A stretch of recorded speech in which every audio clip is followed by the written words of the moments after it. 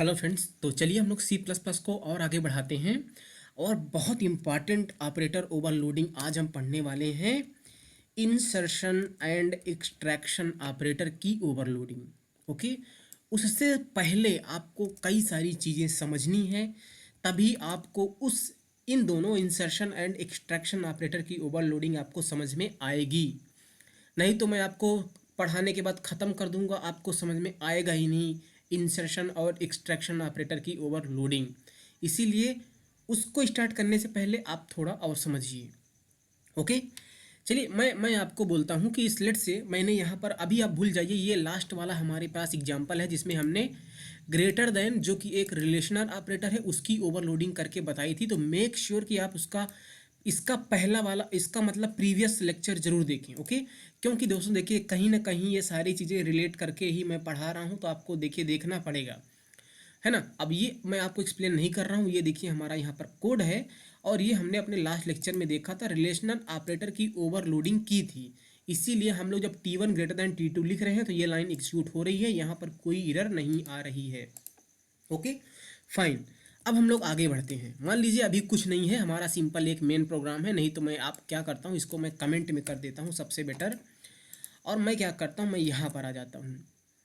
मैं क्या कह रहा हूँ कि मान लीजिए आपको सिंपली एक लेट से आपके पास एक वेरिएबल है इंट x इक्वल टू 5, और अगर आपको x की वैल्यू, मान लीजिए अभी वैल्यू नहीं है इसमें, मान लीजिए x को हमने ऐसे डिक्लेयर कर लिया। अब मैं आपसे कहूँ कि आप इसमें वैल्यू को इनपुट कराओ यूज़र से, तो आप लिखते हो सी इन x।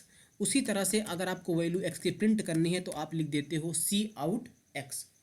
तो x में आपने वैल्यू यूज़र से इनपुट कर लिया और सी आउट लगा के आप उसको प्रिंट भी कर सकते हो। तो अब आप यहाँ पर बताओ, जो सी इन और सी आउट है ये क्या है, ये फंक्शन है कि ऑब्जेक्ट है ना। जैसे सी लैंग्वेज में आपने पढ़ा होगा, जब हमें इनपुट करना पड़ता है कोई भी चीज़ तो हम लोग स्कैनफ फंक्शन का यूज़ करते हैं। सिमिलरली अगर मुझे कोई चीज़ प्रिंट करनी होती है तो हम लोग प्रिंटफ फंक्शन का यूज़ करते हैं। यहाँ पर इनपुट करने के लिए हम लोग सी इन यूज़ करते हैं और उसके साथ में ऑपरेटर यूज़ करते हैं एक्सट्रैक्शन ऑपरेटर। कोई भी चीज़ मुझे प्रिंट करनी होती है तो हम लोग सी आउट को यूज़ करते हैं और इंसर्शन ऑपरेटर को यूज़ करते हैं। तो यहाँ पर जो सी इन और सी आउट है, क्या ये फंक्शन है कि ऑब्जेक्ट है? तो हमने आपको सबसे पहली क्लास में तो नहीं, लेकिन जब मैं आपको इनपुट और आउटपुट इंस्ट्रक्शन पढ़ा रहा था सी प्लस प्लस में किस तरह से इनपुट और आउटपुट करते हैं, तो वहाँ पर हमने आपको बताया था कि जो सी इन और सी आउट हैं ये फंक्शन नहीं है, ये ऑब्जेक्ट हैं, है ना। तो यहाँ पर यार जो सी इन सी आउट है वो ऑब्जेक्ट हैं। अब अगर ये ऑब्जेक्ट हैं तो किसी ना किसी क्लास के ऑब्जेक्ट होंगे, है ना।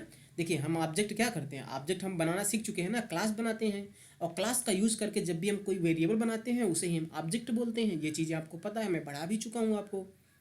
तो यहाँ पर आपको समझना है कि सी इन सी आउट ऑब्जेक्ट है, और अगर ऑब्जेक्ट है तो इनकी कोई ना कोई क्लास होगी, राइट। तो जो सी इन जिस क्लास का ऑब्जेक्ट है उसका नाम है आई स्ट्रीम। क्या नाम है? I stream, I stream. Okay, और सी आउट जिस क्लास का ऑब्जेक्ट है उसका नाम है ओ स्ट्रीम। तो इन है इसलिए आई स्ट्रीम, ओ है आउट है इसलिए ओ स्ट्रीम। इस तरह से आप याद रख सकते हो आई स्ट्रीम और ओ स्ट्रीम को, राइट। नहीं तो कन्फ्यूजन होता है। तो आई से आप इस तरह से आई स्ट्रीम याद रखना, ओ से आप ओ स्ट्रीम याद रखना। तो सी इन आई स्ट्रीम क्लास का ऑब्जेक्ट है, सी आउट ओ स्ट्रीम क्लास का ऑब्जेक्ट है। ओके, अब आपको ऑब्जेक्ट अगर समझ में आ गया तो कुछ और हम लोग बात करते हैं।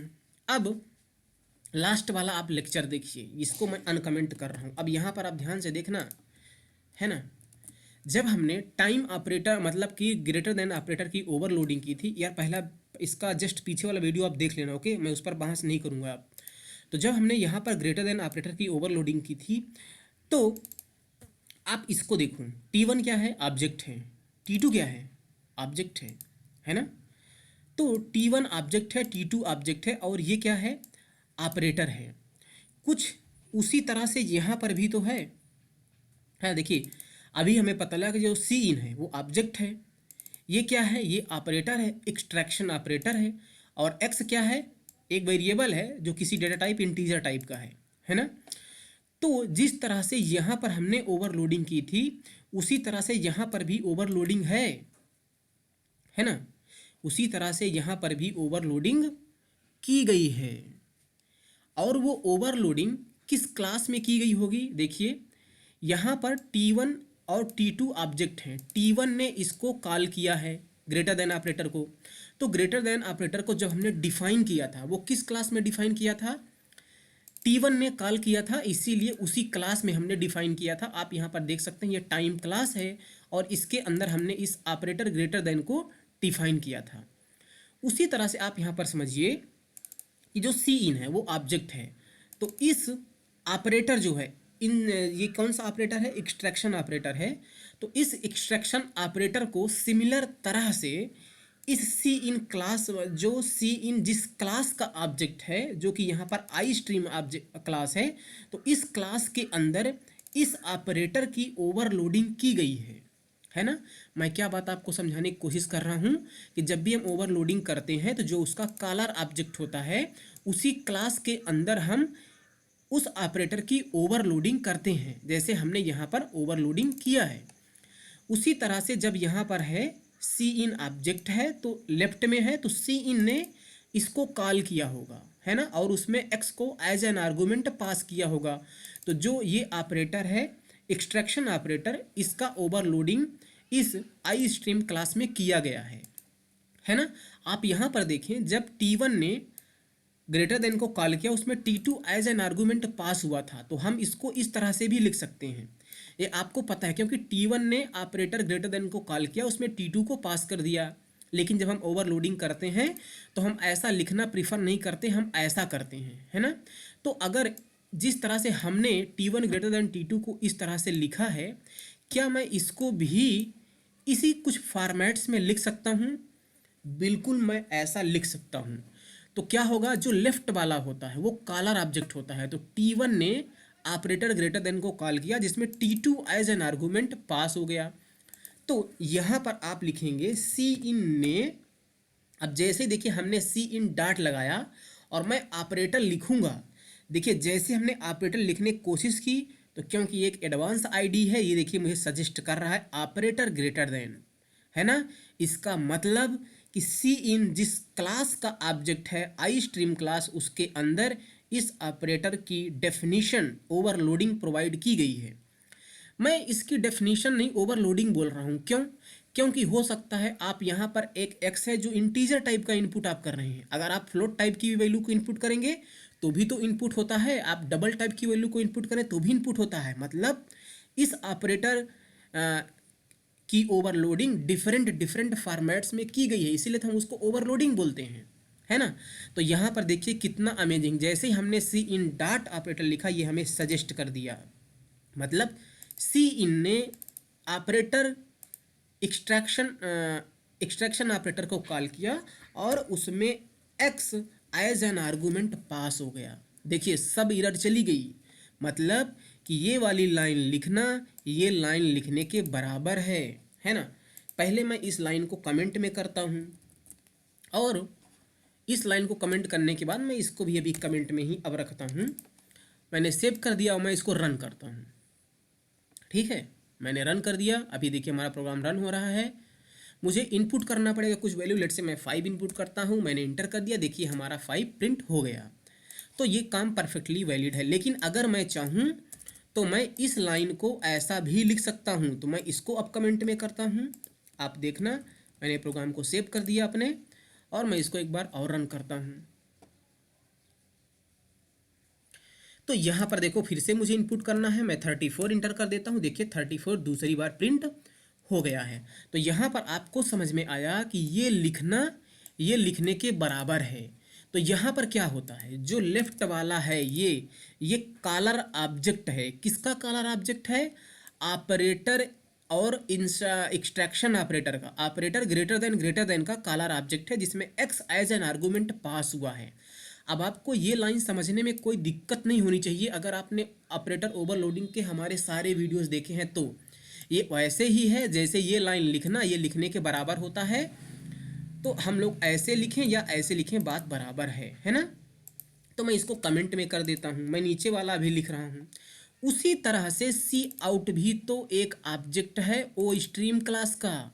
इसका मतलब कि यहाँ पर भी सेम तरह से आप एक्सप्लेन करिए कि जो सी आउट ऑब्जेक्ट है उसने इस ऑपरेटर को कॉल और उसमें x एज एन आर्गूमेंट पास हुआ, तो अगर मैं यहाँ पर सी आउट डॉट लगा दूँ और ओ पी ऐसे लिखूँ तो देखिए हमें यहाँ पर सजेस्ट कर रहा है और उसमें हमने x को क्या किया, पास कर दिया, है ना। मतलब कि जो ऑपरेटर ये है, ये एक्सट्रैक्शन ऑपरेटर या इंसर्शन ऑपरेटर, इन ऑपरेटर्स की ओवरलोडिंग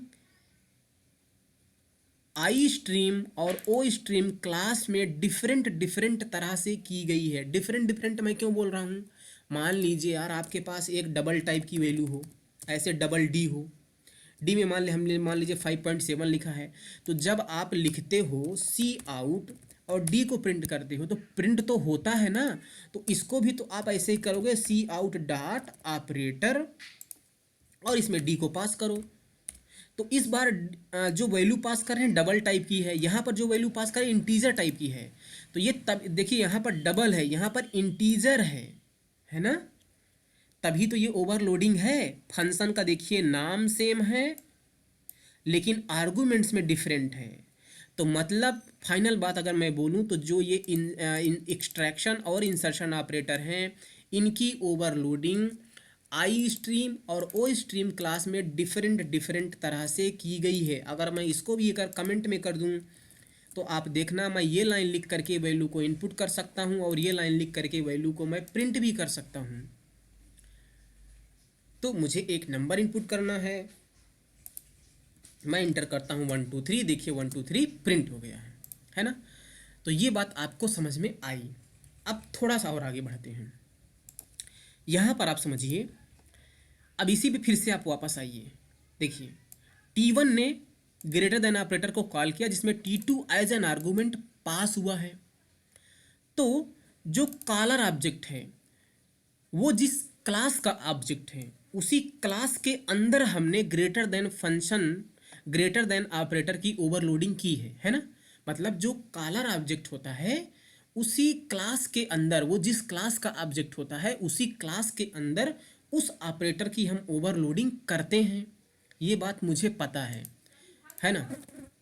अब यहाँ पर आप समझिए प्रॉब्लम क्या है कि अब मैं बता रहा हूँ आपको कि अगर आपको ओवरलोडिंग करनी है तो मान लीजिए अभी हमने क्या किया था, मान लीजिए हमारे पास T1 और T2 दो ऑब्जेक्ट हैं, हमने मेंबर फंक्शन का यूज़ करके इसमें वैल्यू को सेट किया था। अब मैं ना इसको हटा देता हूँ और मैं इसको अनकमेंट करता हूँ। अब ध्यान से देखना मैं क्या कर रहा हूँ। हमने क्या किया कि T1 और T2 दो ऑब्जेक्ट बनाए, है ना। अब जैसे हमने सी इन लिख करके x में इनपुट किया था, अगर मैं यहाँ पर सी इन लिख करके T1 में वैल्यू को इनपुट करूँ तो वह एरर देगा, है ना। एरर देगा कि नहीं देगा, एरर देगा बिल्कुल, क्योंकि इस ऑब्जेक्ट के, ये ऑब्जेक्ट जिस क्लास से बिलोंग करता है उस क्लास में ऐसा कोई ऑपरेटर, इस ऑपरेटर की ओवरलोडिंग नहीं की गई है जो एक टाइम टाइप का ऑब्जेक्ट ले रहा है ना। देखिए जब आप ऐसा लिख रहे हैं मतलब सी इन ऑपरेटर, आप उसको कॉल करके उसमें क्या पास कर रहे हैं, T1 पास कर रहे हैं। T1 का टाइप क्या है, टाइम है। तो ये ऑपरेटर की ओवरलोडिंग इस वाले ऑब्जेक्ट के क्लास में ऐसा होना चाहिए जो T1 आर्गूमेंट को एक्सेप्ट कर सके, यानी कि टाइम टाइप के आर्गूमेंट्स को एक्सेप्ट कर सके। लेकिन अनफॉर्चुनेटली ऐसा तो है नहीं, तो इसीलिए ये लाइन आती है, इस लाइन में एरर, इसीलिए इस लाइन में क्या आती है, एरर आती है। अगर मान लो हम खुद अगर ओवरलोडिंग करना चाहें, अब ध्यान से सुनना मेरी बात को, कि इस लाइन में एरर आ रही है लेकिन अगर मुझे इस लाइन को एग्जीक्यूट कराना है तो मुझे इस ऑपरेटर की ओवरलोडिंग करनी पड़ेगी। लेकिन इस ऑपरेटर की ओवरलोडिंग मैं कहाँ करूँगा, जो इसका कॉलर ऑब्जेक्ट होगा। कॉलर ऑब्जेक्ट कौन है, जो लेफ्ट में होता है। तो सी इन ने कॉल किया इस ऑपरेटर को जिसमें T1 एज एन आर्गूमेंट पास हुआ, तो मुझे ये वाला ऑब्जेक्ट जिस क्लास का है उस क्लास के अंदर मुझे कोडिंग करनी पड़ेगी। जैसे यहाँ पर जब T1 ने T2 को कॉल किया तो हमने T1 जिस क्लास का ऑब्जेक्ट है उसके अंदर इस ग्रेटर देन ऑपरेटर की ओवरलोडिंग की है, यहाँ पर आप देख सकते हैं। तो जब मैं ऐसे लिख रहा हूँ तो सी इन ने इस ऑपरेटर को कॉल किया, T1 एज एन आर्गूमेंट पास हुआ, तो मुझे इस ऑपरेटर की ओवरलोडिंग करनी पड़ेगी इस वाले ऑब्जेक्ट के क्लास के अंदर। ये वाला ऑब्जेक्ट आई स्ट्रीम क्लास का है जो कि एक प्री डिफाइंड क्लास है। तो मुझे इस ऑपरेटर की ओवरलोडिंग इस क्लास में T1 ऑब्जेक्ट के लिए करना पड़ेगा, है ना, क्योंकि T1 ऑब्जेक्ट को हम पास कर रहे हैं टाइम टाइप का। तो मतलब इस क्लास के अंदर इस ऑपरेटर की ओवरलोडिंग मुझे करनी पड़ेगी जो T1 टाइप के ऑब्जेक्ट को, T1 का टाइप क्या है, टाइम, तो टाइम टाइप के ऑब्जेक्ट को एक्सेप्ट कर सके। लेकिन प्रॉब्लम यहाँ पर ये है कि ये एक प्री डिफाइंड क्लास है, और अगर प्री डिफाइंड क्लास है तो क्या मैं इसमें चेंजेस कर सकता हूँ? नहीं कर सकता। देखिए ये क्लास हमने बनाई थी, तो इस क्लास के अंदर आ करके हमने ग्रेटर देन ऑपरेटर की ओवरलोडिंग कर दी, है ना। लेकिन जो यहाँ पर सी इन है, ये जिस क्लास का ऑब्जेक्ट है आई स्ट्रीम, ये एक प्री डिफाइंड क्लास है। मतलब कि इस क्लास के अंदर जा करके हम अपने से इस ऑपरेटर की एक और डेफिनेशन प्रोवाइड नहीं कर सकते, है ना। तो मतलब कि हम ओवरलोडिंग अगर इस ऑपरेटर की करना चाहते हैं जो T1 को एक्सेप्ट कर सके इस क्लास के अंदर, तो हम ऐसा नहीं कर सकते। यानी कि हम ओवरलोडिंग इस ऑपरेटर की एज अ मेंबर फंक्शन नहीं कर सकते, है ना। जब मैं कह रहा हूं कि इस ऑपरेटर की एक और डेफिनेशन इस क्लास के अंदर बनाऊंगा, मतलब मैं इस ऑपरेटर की overloading as a member function करना चाह रहा हूं, है ना। देखिए T1 ने इसको कॉल किया था, तो जो ग्रेटर देन ऑपरेटर है उसको हमने as a member function define किया ना। क्लास के अंदर डिफाइन करना मतलब as a member function define करना। तो भाई देखो एक मेथड तो हमारा फेल हो गया कि जो हमने ओवरलोडिंग सीखी थी क्लास के अंदर फंक्शन बना के एज अ मेंबर फंक्शन, वो तो फेल हो गया, है ना। तो हम इसको ओवरलोड कर सकते हैं कैसे? एज अ फ्रेंड फंक्शन, है ना। देखिए अगर आपको अब पहला लेक्चर याद हो, यहाँ पर हमने दूसरी फाइल ओपन कर ली है। यहाँ पर हमने आपको जब पहली बार प्लस ऑपरेटर की ओवरलोडिंग बताई थी, तो हमने प्लस ऑपरेटर को ओवरलोड किया था as a non member function, है ना।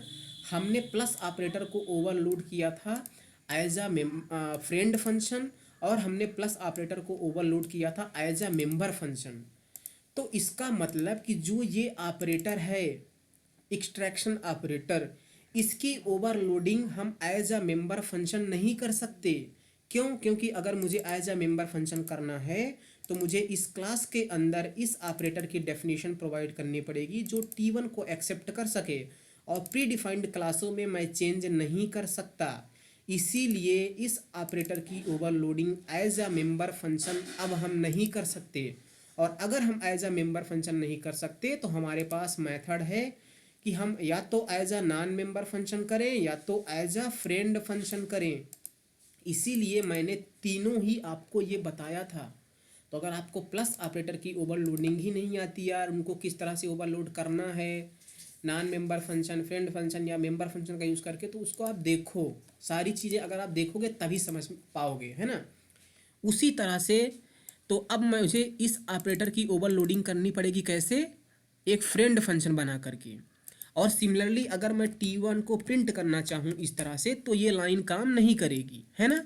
क्योंकि सी आउट जिस क्लास का ऑब्जेक्ट है उसके अंदर ऐसा कोई भी इस ऑपरेटर की डेफिनेशन नहीं है जो T1 को एक्सेप्ट कर सके।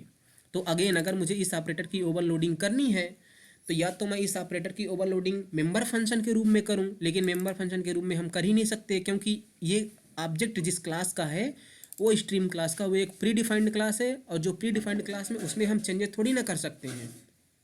तो हम यहाँ पर इसकी भी, ये जो इंसर्शन ऑपरेटर है इसकी भी overloading as a member function नहीं कर सकते। यानी कि अगर फाइनल बात मैं बोलूँ तो यहाँ पर जो इंसर्शन और एक्सट्रैक्शन ऑपरेटर हैं उनकी ओवरलोडिंग हम एज अ मेंबर फंक्शन नहीं कर सकते, जैसे पहले हम लोग करते आए हैं। पहले जितने भी ऑपरेटर्स की हमने ओवरलोडिंग पढ़ी थी उन सारे ऑपरेटर्स की ओवरलोडिंग हम नॉन मेंबर फंक्शन बना के, फ्रेंड फंक्शन बना के या मेंबर फंक्शन बना के तीन तरह से कर सकते हैं। लेकिन अभी आज हमने सीखा कि हम इंसर्शन और एक्सट्रैक्शन ऑपरेटर की ओवरलोडिंग मेंबर फंक्शन बना के नहीं कर सकते। क्यों नहीं कर सकते उसका रीज़न भी हमने आपको एक्सप्लेन कर दिया, है ना।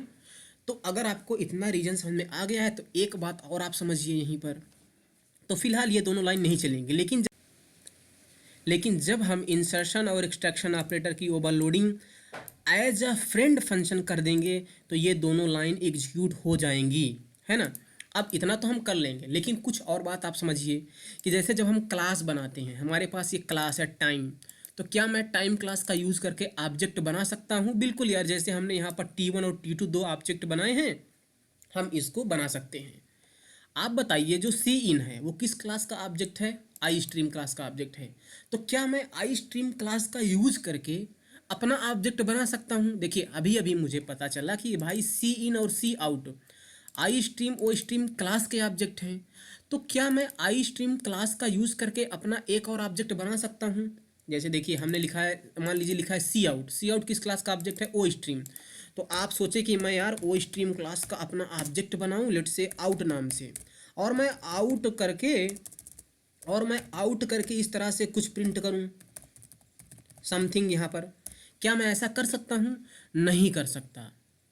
देखिए अगर हमने कोई क्लास, देखिए आप जावा अगर आपको आती है तो वहाँ पर कई सारी प्री डिफाइंड क्लासें होती हैं ना, आप क्लास का यूज़ करके धनाधन वेरिएबल बना लेते हो, है ना। लेकिन यहाँ पर हाँ, जो और अदर प्री डिफाइंड क्लास हैं उनका आप ऑब्जेक्ट बना सकते हो, लेकिन I stream O stream class का ऑब्जेक्ट आप इस तरह से नहीं बना सकते। आप सोचो कि यार हमें सी आउट लिखना पड़ता है, बार बार इतना सी भी लिखना पड़ता है, मुझे मान लीजिए सी नहीं लिखना है, तो मैं ओ स्ट्रीम क्लास का यूज करके एक आउट ऑब्जेक्ट बना दूँ और आउट डॉट इस तरह से करके मैं प्रिंट करूँ, तो हम लोग ऐसा नहीं कर सकते। तो ना ही हम लोग ओ स्ट्रीम क्लास का ऑब्जेक्ट बना सकते हैं, ना ही हम लोग आई स्ट्रीम क्लास का ऑब्जेक्ट बना सकते हैं। ऐसा क्यों होता है? आप गूगल सर्च करो, पढ़ो लिखो थोड़ा बहुत। और हम क्या करेंगे, जब मैं आपको इनहेरिटेंस पढ़ाऊंगा तो उस समय मैं थोड़ा सा इसकी बात करूंगा कि हम लोग क्यों आई स्ट्रीम और ओ स्ट्रीम क्लास का ऑब्जेक्ट नहीं बना सकते, है ना। तो आई होप कि आपको ये चीज़ें समझ में आई होंगी। अगर मैं फाइनल बात बोलूँ तो कोई भी ऑपरेटर है उसकी ओवरलोडिंग हम एक नॉन मेंबर फंक्शन बना के कर सकते हैं, एक फ्रेंड फंक्शन बना के कर सकते हैं, या तो मेंबर फंक्शन बना के कर सकते हैं। लेकिन जो इंसर्शन और एक्सट्रैक्शन ऑपरेटर हैं उनकी ओवरलोडिंग हम एज अ मेंबर फंक्शन बना के नहीं कर सकते। क्यों नहीं कर सकते? क्योंकि जो कॉलर ऑब्जेक्ट होता है उस क्लास में मुझे इस ऑपरेटर की ओवरलोडिंग करनी पड़ती है, और क्योंकि ये जो ऑब्जेक्ट हैं वो आई स्ट्रीम वो स्ट्रीम क्लास के ऑब्जेक्ट हैं जो कि प्री डिफाइंड क्लासें हैं, और प्री डिफाइंड क्लासेस में हम जाके कोई भी चेंजेस को चेंज नहीं कर सकते। इसलिए हम लोग मजबूर हैं, we are bound to provide the overloading of insertion and extraction operator as a friend function. We do not have any other option. Okay हमारे पास कोई ऑप्शन नहीं है। तो मतलब या तो हम नॉन मेंबर फंक्शन बना के ओवरलोडिंग करें, या तो फ्रेंड फंक्शन बना के ओवरलोडिंग करें। तो फ्रेंड फंक्शन बना के हम लोग ओवरलोडिंग इसकी सीखेंगे। और ये बात आप ध्यान रखना कि हम इस क्लास का ऑब्जेक्ट नहीं बना सकते। क्या मैं इस क्लास का रेफरेंस बना सकता हूँ? ध्यान देना मैं क्या बोल रहा हूँ। क्या मैं इस क्लास का रेफरेंस बना सकता हूँ? बिल्कुल, इस क्लास का मैं ऑब्जेक्ट नहीं बना सकता, लेकिन रेफरेंस बना सकता हूँ। रेफरेंस कैसे बनाते हैं? क्लास का नाम लिखते हैं और वेरिएबल बनाते समय क्या करते हैं, जैसे आई स्ट्रीम और M% सिंबल को लिखते हैं, है ना, और लेट्स से आउट, इस तरह से हमने रेफरेंस वेरिएबल बनाया है ना। और रेफरेंस वेरिएबल के बारे में हमें बहुत अच्छी तरह से पता है कि जब भी हम उनको बनाते हैं हमें उन्हें इनिशियलाइज करना पड़ता है। तो ये जो हमने आउट बनाया ये एक रेफरेंस वेरिएबल है, और अगर हम चाहें तो इसमें किसी चीज़ का रेफरेंस बनाते ही समय रख सकते हैं, है ना। तो इस तरह से हम लोग रेफरेंस बना सकते हैं। अब उसकी कहानी थोड़ा डिफरेंट है, आप यहीं पर बना के कुछ मत करने लग जाना। उसको हम देखेंगे किस तरह से हम रेफरेंस वेरिएबल बनाएंगे, और उसमें हम रेफरेंस भी रखेंगे, आप देखेंगे आगे चल के। ओके, तो आई होप आपको समझ में आया होगा। Thank you so much. और इसके नेक्स्ट वीडियो में हम लोग इन ऑपरेटर की overloading as a friend function करके सीखेंगे। Thank you so much, bye.